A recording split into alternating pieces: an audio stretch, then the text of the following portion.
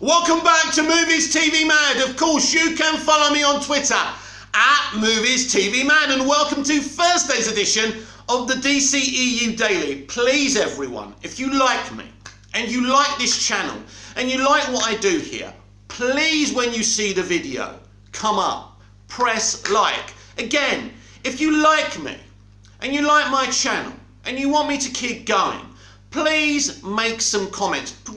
Just comment down below, please. This is all very important. And finally, if you like this channel and you like me, please share my channel.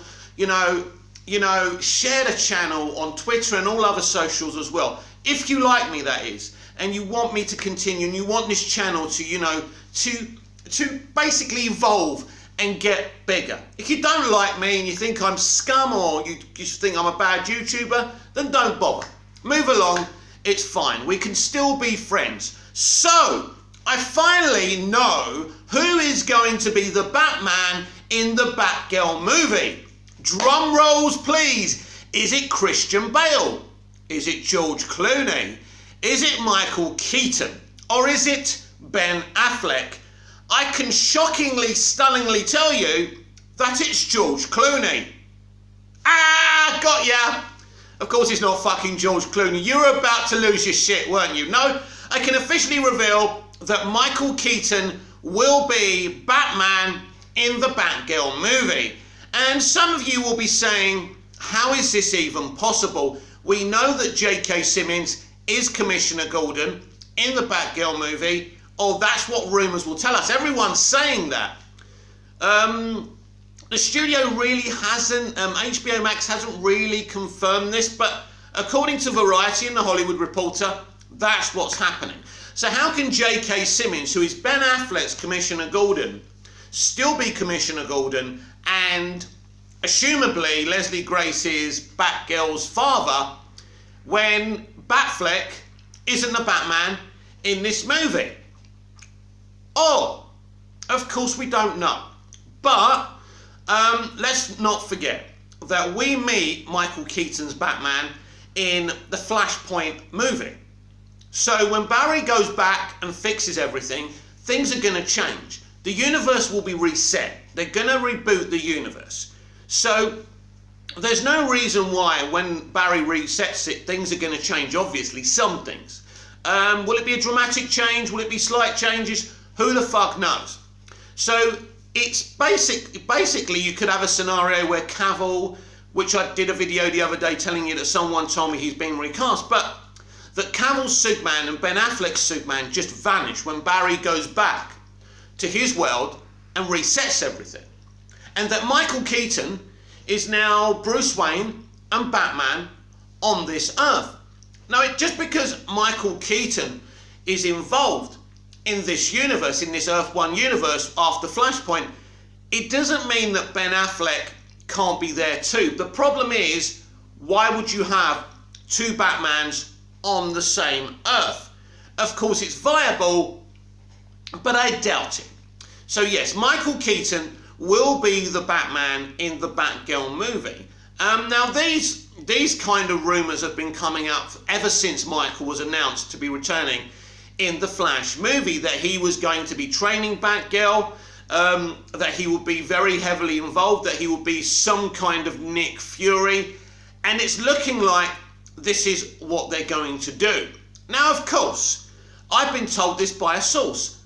I'm about 95.7% sure that this is true, but again, anyone can make mistakes. I've made a few in my life, especially with women, right? But at this moment in time, I'm very certain that Michael Keaton will be Batman in the Batgirl movie. So yes, the assumption that I'm making, and I don't know this, when Flashpoint happens and everything's reset at the end of the movie, Michael Keaton is a thing in Earth 1. Going forward, he is Batman. Now, some of you are going to be upset if Batfleck still isn't involved in Earth 1 or somewhere else. Who knows where he could be? He could be missing on another Earth, on an Elseworld or something.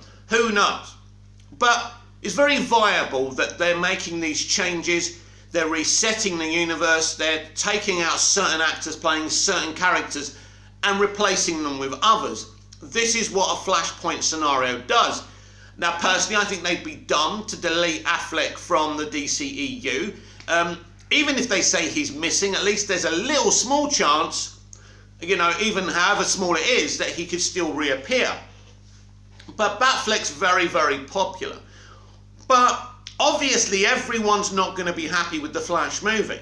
They're going to make huge changes, you know, in the canon of the DC Extended Universe. When they reset this universe, they're rebooting this franchise. They've blatantly told us this.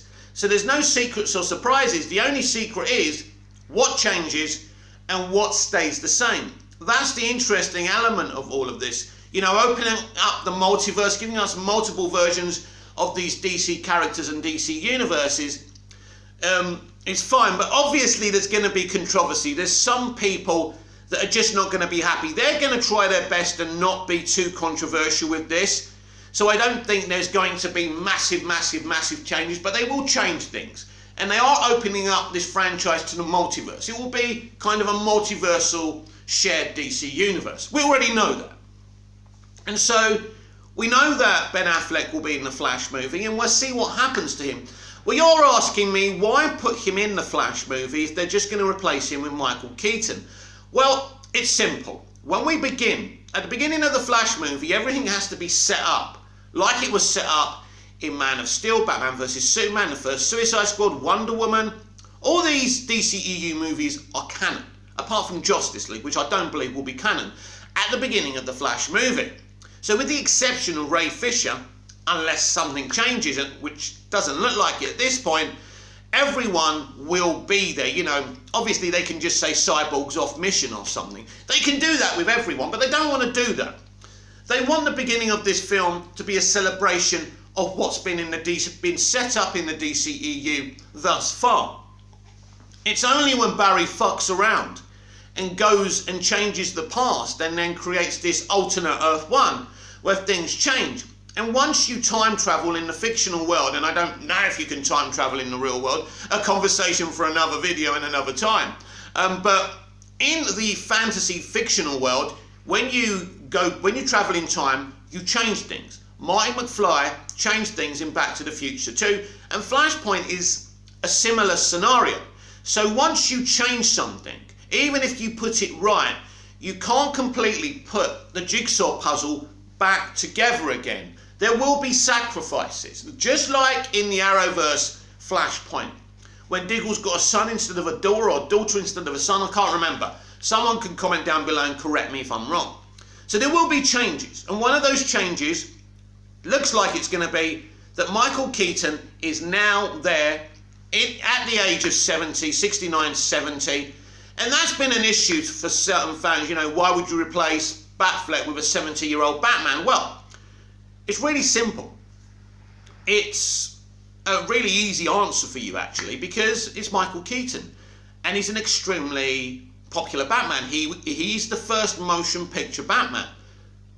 I'm not talking, we know we had the TV series in the 60s, but I'm talking about, this is a groundbreaking Batman that most people love. Not everyone, the Snyderverse fans, will not be happy, and I think the ones who won't be happy coming out of this are the Snyderverse fans, because that's not the only kind of deletion that potentially could happen. But there you go. I mean, that's what's going to happen. And I mean, we all assumed, even I did, when J.K. Simmons was announced, that it would be Ben Affleck. And of course, as I say, there's a small percentage that my source is wrong, that I'm wrong, and it still could be Ben Affleck. So hold tight onto that. Kind of, there's still a little bit of hope there, not much, but it is looking like they're readdressing the balance. A little bit later on, we'll be talking about Zack Snyder's talking about the DCEU and things like that. And I think it is, the way he's talking now, he's kind of accepted it. He's not blatantly coming out and saying it. He doesn't want to hurt the fans. That there's no chance. He's gone. He's moving on. He's busy. They're reasserting the DC Extended Universe, and Snyder will not be a part of it as a writer and director. He will always get a producer's credit, an executive producer's credit on these movies, because he set these things up. He cast these actors. So he's always going to get a credit, which is great. He deserves that. He and Deb, they've been great. And I love their DCEU movies, and at least we got 3 of those. So they're not deleting those movies. But what Flashpoint can do it can change scenarios. It can change the reality of what Earth 1 was before, opening up the multiverse to different Earths, you know, reasserting who is in Earth 1 after Flashpoint. And it looks like one of those changes will be Michael Keaton's Batman. Now, if this is true, am I disappointed about this? Well, it's interesting, isn't it? I don't really think Ben Affleck wants to come back full time anyway. I think he's got a lot of projects, and you know, he and Cavill are doing a lot of things. They're not acting like people who are making space to come back as Batman and Superman. Clearly, Batman's screen time, Batfleck's screen time in the Flash movie isn't a great deal, considering it looks like he's shot for a week or so. Unless that information is wrong, of course. So, I do believe that Michael Keaton will be the full-time Earth 1 Batman, but of course, he doesn't have to be your Batman, because you can always go back to watch the Ben Affleck Batman in BVS and in Zack Snyder's Justice League Snyder Cut, which he's got lots of screen time and literally one of the major events of those movies. But also, if you're a Robert Pattinson stan and you're excited for him as the Batman, then that's cool. You've got a young, up-and-coming, younger Batman in his second year in the Batman. Then in Gotham PD on HBO Max, we'll see his first year as well. So you can choose. Moving forward, you can follow Matt Reeves, Robert Pattinson's Batman, or you, of course, can follow, I nearly said George Clooney again, my own gag actually catching up on me. But yeah, Michael Keaton's Batman. I'm happy. I'm happy. I like Michael Keaton. I think he's a great actor. He loves Batman. He's going to give it its all. Certain things from the Snyderverse were always going to be taken down. We always knew this. It's unfortunate. It's sad. But here's the thing. Ben Affleck's Batman was never going to be a long-standing thing anyway. Because in the third movie, Ben and Zack agreed that Batfleck, would sacrifice his life for the world, for the fellow superheroes in the Justice League. So he was never going to be around forever. It would kind of make sense, maybe he makes that sacrifice in the Flash movie. As I said before, they're enacting certain storylines from Justice League 2 and Justice League 3. And very shortly, a little bit later on the show, we'll be talking about Zack Snyder and what he's been saying about the Snyderverse, because he's promoting the Army of the Dead prequel, Army of Thieves, which everyone's saying is great, and I can't wait to see it this weekend on Netflix. So that's very, very, very exciting. But yes, Michael Keaton will be the Batman in the Batgirl movie, and I'm sure that's very exciting for Leslie Grace and everyone. But now let's update you on Black Adam. Black Adam producer teases how Atom Smasher and Cyclone fit into the JSA team, exclusive from the Illuminati. Black Adam is gearing up to be one of the most exciting new DC films centered on the infamous anti-hero and the lesser-known DC superhero team. The Justice Society of America, the JSA will feature characters that thus far have not had their due on the big screen, with Hawkman, Dr. Fate, Atom Smasher and Cyclone set to make their live-action big-screen debut. The dynamic between the JSA should be exciting to see, with Hawkman, a reincarnated ancient Egyptian prince, and Dr. Fate, a powerful sorcerer with the knowledge and wisdom of millennia. Serving as veteran superheroes in an exclusive interview with Illuminati, Black Adam producer Hiram Garcia hinted at intriguing origins for the two younger members of the JSA, Atom Smasher and Cyclone. This is what he had to say.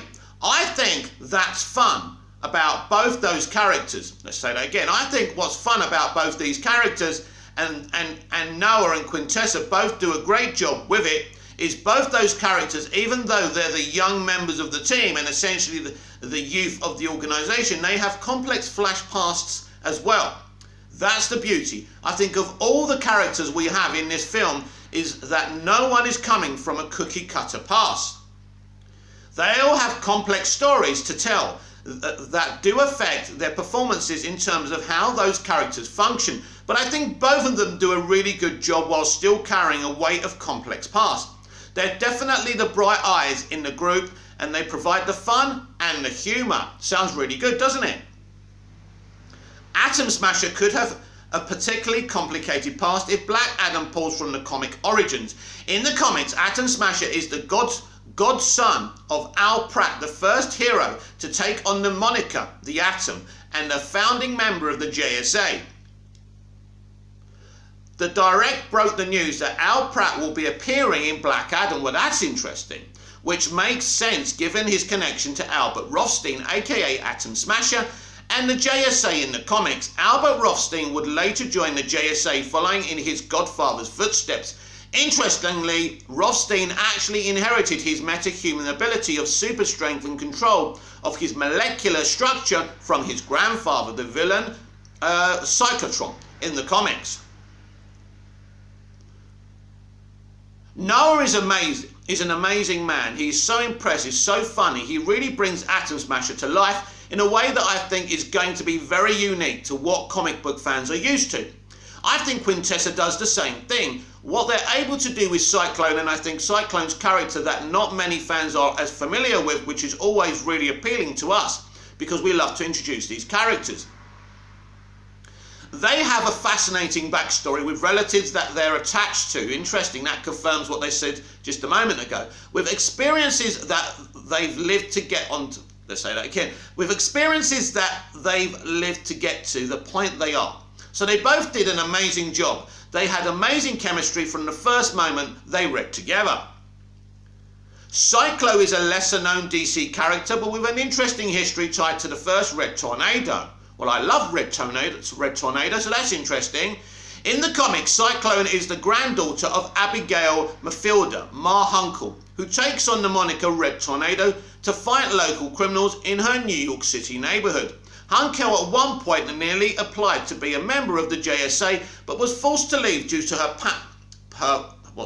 pants splitting before she had the chance. She later joined in her crime fighting by the Cyclone Kids. Her daughter Amelia Sisti Hunkel and their neighbour Amelia's future husband Mortimer Dinky Gibbet. Years later, Ma Hunkel became the caretaker of the JSA's Manhattan headquarters museum. Maxine Hunkel is Ma Hunkel's granddaughter, who is able to control wind and sound current. She gains her powers after being kidnapped as a child and injected with nanobites by T.O. Morrow, the creator of the Red Tornado android. Maxine grew up idolizing the JSA and is thrilled to become a member after her powers manifest. We at the Illuminati broke the news that Ma Hunkel would be a part of Black Adam, but what... Say that again because it keeps on jumping. Say that again. So yeah, what's interesting is buttons. We at the Illuminati broke the news that Ma Hunkel would be a part of Black Adam. But what is interesting is based on our information, it looks like Black Adam will be reinventing Red Tornado as transgender. It looks like the character will also serve similar role for the JSA. They did in the comics, being described as caretaker of the Hawkman and his museum. So that's interesting because they haven't really spoken about this, but the Illuminati reckon that Red Tornado will be transgender. Listen, it's great. Representation and inclusion is great. The problem is the industry use it as in, you see, we gave you a role, you see, and they go on and on about it. So this will just be used as a political kind of flag waving thing. So this is the problem for me, not the fact that they're actually putting a transgender character, but then there is an issue, isn't there? Because we're taking a character of one identity and one gender and making it into something else. And of course, this is what they do. They can't create an original transgender superhero and put it in this film, right? Put them in this film, should I say. They have to change something iconic, and this is what they're doing. What's great, if you don't like this, if you don't like your characters being changed, the kind of minority background of the character change, or you don't like the gender or the fluidity or whatever the character changed, just read the comics to what the character was and just ignore what they're doing today. Personally, I won't be doing that. I'm looking forward to Black Adam. I think it's going to be awesome. It's just a shame that they've used their kind of political manipulations to change a character's background from the comics again. So basically what is related Black Adam to reinvent Golden Age hero Mark Hunkel as DC's first transgender movie star exclusive. So yeah, that's what they're saying. Atom Smasher and Cyclone are tied to the JSA through family members which are likely the relatives that they're attached to, which gives them the hinted at fascinating backstory. It will be interesting to see how Black Adam adapts the comic origins of Atom Smasher and Cyclone and how they are tied to the JSA. If the origins of their powers are the same, it could also be a part of the experiences that they have been through, with Cyclone gaining hers from being experimented on and Atom Smasher inheriting his from a villainous relative. Black Adam has put together an interesting cast of characters to form the JSA with not only different generations of heroes, but legacy superheroes. Hiram Garcia seems especially impressed by the chemistry between Black Adam's JSA cast and how it translated on screen. The key is that you hear me keep talking about it. It's just great chemistry. Everyone's actors, everyone's performers, and it's their job to bring these things to life. But the truth is, when off screen, there's a genuine friendship behind everyone and a genuine bond. I think it does show on the on-screen performances. These guys are all genuinely became friends, created really special relationships, so they were all hanging together off set. And so when they did get on camera and on set, it shines even more. And I think you feel that in this JSA also. With the two younger members of the JSA instinctively tied to the superheroes through their family, it will be interesting to see a new generation of heroes learning from and working with more established heroes in Black Adam. Hawkman and Dr. Fate are old souls, as is Black Adam. By design, bringing in younger heroes who have likely grown up hearing stories about the JSA should add a compelling depth to the different relationships, and it will be interesting to see which characters bond. It makes sense that Hiram Garcia would attribute so much importance to the chemistry between the actors and characters of the JSA in Black Adam, considering how layered the performance likely needs to be. Watching as Black Adam takes on this unique team will be exciting to see, especially with how each of the different heroes could come into play during the film. And that's the article. As usual, the Illuminati have killed it. My reading didn't kill it, but I apologise for that, but I think we understand what's going on there. So just to reiterate, very exciting. I like the characters. Look, one of the things that excited me from the very beginning is that they were bringing the JSA into this film. It's a really, really smart idea. And let me just reiterate what I was talking about, a new transgender Red Tornado. I'm up for it. It's cool. I don't have a problem with it whatsoever. My problem with it is how Hollywood uses it. And that's the problem for me. You know, I think we're getting to a stage now where we must continue with the representation and inclusion strategy, but it shouldn't be discussed. Minorities and people identifying in different ways who haven't been represented enough in the past should be on film and television, and have jobs in companies without the companies keep on boring on and on about it. Because once you do that, it means you're not interested in the inclusion, you're interested in the optics of it. But yes, Black Adam looks like to be shaping up really, really well. Bring on next July, bring on 2022. These DC Extended Universe movies are gonna be off the scale. Zack Snyder says his DC movies aren't Snyderverse. Now, I'll react to this after we've read this article by Rachel Labonte of Screen Rant. Zack Snyder is out promoting the latest movie in his Army of the Dead franchise, Army of Thieves, that's directed by that and starring that German actor whose name I keep on forgetting. Is it Matthias Schwartz? He's I love him. He's so talented. And apparently this movie is off the scale. Everyone loves it. But we're not here to talk about that. So Zack Snyder goes from strength to strength. The Army of the Dead franchise, and the one I'm really looking forward to, the Rebel Moon franchise, which apparently, according to him, is going to look like Krypton does in Man of Steel, but even better. That's what Zack said. So that's exciting as well. Anyway, Zack Snyder says his DC movies aren't Snyderverse. Though fans... It's interesting, because Zack was saying something different when he was promoting the Snyder Cut. He said, my, Man of Steel, BVS, and the Snyder Cut are part of the Snyderverse and separate from the rest of the DCEU. He's not saying that anymore. And now there's another reason he's not saying it, but maybe the Snyderverse is now canon, complete canon with the DCEU. So that could be another reason why he's saying it. So Zack Snyder says his DC movies aren't Snyderverse. Though fans have dubbed Zack Snyder's DCEU vision as the Snyderverse, the director himself doesn't view those movies as part of his universe. By Rachel Abernathy. Zack Snyder doesn't see his DC movies as part of the Snyderverse, instead opting to view his original movies in that light. When Warner Bros. First began its DC Extended Universe, Snyder was the closest thing it had to a primary architect. He directed the first two movies of the franchise, Man of Steel and Batman v Superman Dawn of Justice, and was intended to be the director of its first major team-up movie, Justice League. Before his unexpected departure midway through production, following that, Snyder has largely stayed away from the DCEU as a director, though he's remained on as a producer for certain franchise installments. He will literally, I think most of them now, have his name as an executive producer or producer. Despite that, fans remain deeply attached to his DCEU contributions, and the release of his heavily discussed director's cut of Justice League has led to renewed interest in what many have dubbed the Snyderverse. Snyder envisioned a 5-movie arc for the DCEU, but was only able to carry out the first 3 parts. Since the release of Justice League earlier this year, fans have repeatedly been calling on Warner Bros. To reinstate Snyder and give him the chance to continue his Snyderverse. However, if you were to ask Snyder his opinion, he wouldn't actually call his DCEU movies the Snyderverse. In a new interview with Inverse for the Netflix movie Army of Thieves, which he produced, Snyder was asked about what he sees as the Snyderverse. He admitted he hopes the Snyderverse is his original IP and indicated the DCEU remains separate from that. Snyder said that.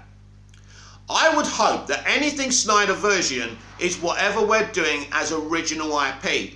The DC universe is something that's very close to my heart and something I spent a lot of time developing and thinking about, so I love it. But where I am right now is with the Rebel Moon of it all and Army of the Dead of it all. They're very much consuming our creative output. Hopefully just anything that we're doing that's original and cool would fit into that category. So yeah, I mean, we'll talk about it in a minute. But I mean, I do agree with him, but there's a reason for that, of course, because DC is owned by Warner Brothers. He can't just take DC movies and put them in a Snyderverse, but of course fans will always see them as part of that, and that's okay as well. Snyder has quite a lot on his plate right now between the expanding of Army of the Dead universe and Rebel Moon, but fans keep wanting him to return to the DCEU. Most recently, Restore the Snyderverse trended ahead of DC fandom in an attempt to gain attention for the movement. However, it does look like Snyder himself is content with building upon his original projects. He's spoken in the past about the likelihood of getting to finish his DC plans, which he doesn't see as ever happening. His decision to view his original project as the true Snyderverse is also quite telling about what he views as his priorities. Of course, this is unlikely to stop Snyder fans from viewing his DC plans as the Snyderverse, if only because they remain separate from the current DCEU, where they're not. They're not separate, because nothing contradicts them at this moment in time. So the Snyderverse is still there. It's still canon in the DCEU. The franchise is currently charging forward with long-awaited standalone movie. This site, which I love and I love to support, though, is obsessed that the DCEU is going standalone. That's not what the future is, and you know it. Anyway, standalone movies and eagerly anticipated sequels, and it remains to be seen just how fully they will connect. They will all connect. The restore of the Snyderverse movement doesn't seem to be going away just yet, though perhaps there might be a need for a name change for the time being. Snyder sees his Snyderverse as something completely different, so perhaps fans should take that into account. So we're going to talk about this. First of all, what he's basically saying, I can't rob DC films and put them part of my Snyderverse. So what he's saying is, look, my original movies like Army of the Dead, you know, all the things I've pretty much done that don't have another company's name kind of insignia on it are mine. So Army of the Dead is his, and you know, this franchise Rebel Moon will be his. It's something totally original. I don't think it's an adaptation of something or anything. This is something totally in Zack Snyder's mind, and and it was actually pitched to be part of a Star Wars TV series when Lucas still owned Lucasfilm, but Lucas didn't like it. It was too adult. It was too adult, and that's why he rejected it. He probably liked the pitch, but he thought it was a bit too adult, because Zack Snyder, that's the tone that he does. Basically, the deeper truth of all of this is Zack Snyder saying, I've moved on. I know you lot are not going to like this, but I'm going to say, not out of hatred for Zack, because I love Zack. Great guy, great director, love his DC movies, but this is him saying, look, I'm doing Army of the Dead now. I'm doing Rebel Moon. I'm busy now. So if that's true, what I'm saying, and he's trying to say, you know, that's done. You know, I tried to do something. They stopped me. Let's not forget, many directors are stopped from finishing their stuff, and they have to move on. And I think this is the key element here as well. And it looks to me that's what Zack's attempting to do here. He's drawing a line in the sand, and he's saying, you know what? It's done. And then it shows his motives during the release of the Snyder Cut, where he was saying a lot of things. He was exposing a lot of secret information that happened. And I said then, and this is not coming from hatred, that Zack was after some good old-fashioned revenge for how he was treated. Zack got what he wanted. He released his movie that he shot sequences for, even though they didn't want those sequences in the theatrical cut. So he did that while exposing them and getting his revenge. It seems to me that Zack Snyder really wasn't ever looking to restore the Snyderverse. All he ever wanted to do was get his Justice League movie released, then move on to his own projects. He's now with Netflix. He's going to be there with Netflix doing all this stuff. If you're a Snyder fan, be happy about that. It looks like Zack wants to move on, and maybe the rest of us should move on as well. I want to see Justice League 2 and Justice League 3, but it doesn't look like it's going to happen again. If you disagree with me, be constructive, don't be rude, comment down below and let me know what you think. And still on the subject of Zack Snyder, of course, when Games Radar sat down with Zack, let's say that again, when Games Radar sat down with Zack Snyder about the next chapter of his Army of the Dead franchise, Army of Thieves, they asked him directly whether he could hand off the Snyderverse reins for Justice League 2. In short, Snyder was very uncertain about that kind of prospect. Oh gosh, I wouldn't have thought of that, Snyder said. Listen, I love making all those DC movies, and I love superheroes, and I love Jorginho. I'm very excited to see Matt Reeves' The Batman movie, The Batman, so that's exciting. Something like that though, I'm not sure. So he's saying something like that, I'm not sure. Now normally Snyder may say, fuck you, you know, normally, like when they asked him if he was going to put any of Joss Whedon's like scenes, clips in the Snyder Cut, which obviously it was a dumb question, and he said, I'd rather burn the whole movie, so he didn't react that way. Listen, there's no point. That's a stupid question as well. I don't want to watch a Snyderverse, a DCEU Snyder movie if it's not a Snyder movie. You know, Zack would have to direct it. So basically, again, his reaction, you know, his reaction shows you that he's moving on from the DCEU. Now again, that's going to upset people, but that's what it looks like from my point of view. To be fair, this phase of DC films was called the Snyderverse. Pretty hard to say you are keeping that going without the creative influence of Zack Snyder. Granted, Snyder is such a multi-hyphen talent that he could still influence Justice League 2 as a writer and producer, but it wouldn't be the same for diehards who would, no. Basically, let's stop reading that straight away, because that's the point. You asked him a question and you said, well, you're admitting it's a dumb fucking question, right? No one else is going to direct a Justice League 2 continuing from the Snyder Cut. If it's going to happen, it's going to be Zack Snyder. All I can say is, from what Zack's saying in this marketing of Army of Thieves, to me, it looks like he's moved on, and that's okay, because we've got 3 epic DC movies to remember him by. There were more from him meant to happen, but lots of people, like the Lego movie guys, were supposed to write and direct Solo, a Star Wars story, and they pretty much completed that movie. I think they completed it, I don't know. And then Ron Howard came in. Look, these things happen in the industry all the time. It's not fair, it's not nice, but it's a part of this business, and to be honest with you, it happens in a lot of businesses.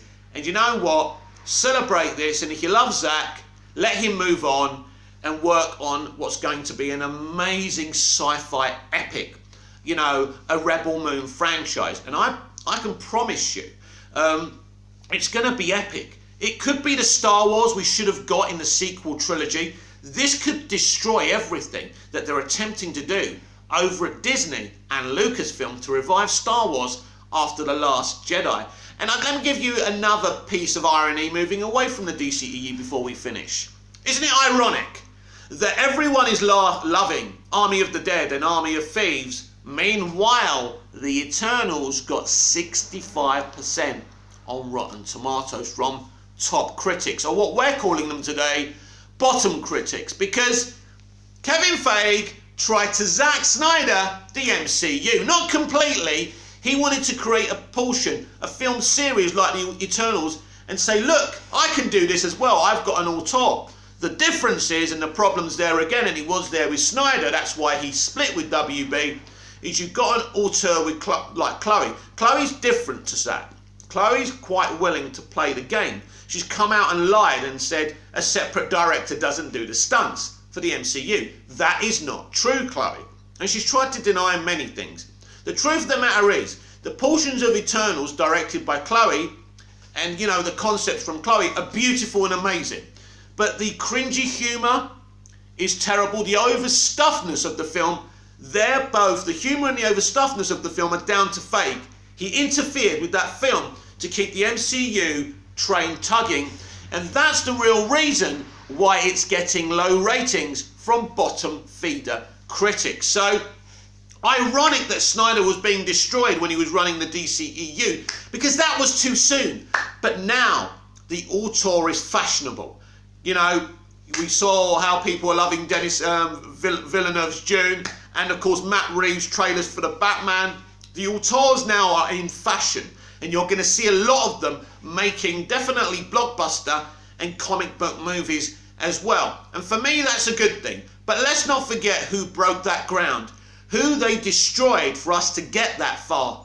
It was Zack Snyder. So Zack, thank you, sir. We appreciate everything you did for the DC Cinematic Universe. This has been the DCEU Daily. I'm Mick, your host with the most. Just ask your girlfriends and your wives. Please like, share, comment down below. These things matter. If you want to support me, let's get this channel moving, please.